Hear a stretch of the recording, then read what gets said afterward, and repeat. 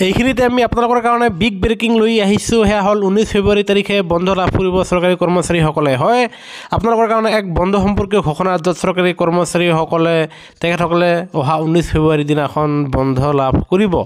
আৰু এই ক্ষেত্ৰত কোন কোন চৰকাৰী কৰ্মচাৰীসকলে লাভ কৰিব সেয়া আমি আপোনালোকক ক'বলৈ ওলাইছোঁ।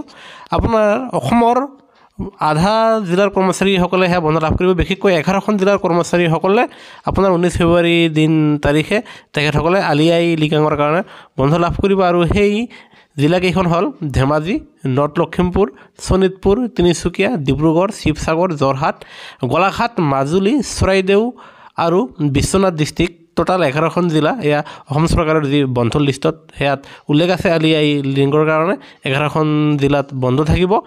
আনহাতে অন্যান্য জিলাসমূহত যদিহে কৰ্মচাৰীসকলে দাবী কৰে তেনেহ'লে আপোনাৰ DC পৰ্যায়ৰ ফালৰ পৰা জেনেৰেল এডমিনিষ্ট্ৰেশ্যন ডিপাৰ্টমেণ্টে ৰেষ্ট্ৰিক্টেড হলিডে ঘোষণা কৰিব পাৰে, আৰু কৰিলেহে আমি আপোনালোকক জনাম। আৰু যিয়ে নহওক, আপোনাৰ এই উপৰোক্ত 11খন জিলাত আপোনালোকে অহা 19 ফেব্ৰুৱাৰী তাৰিখে আলি আই লৃগাঙৰ কাৰণে আপোনালোকে ফুল হলিডে লাভ কৰিব।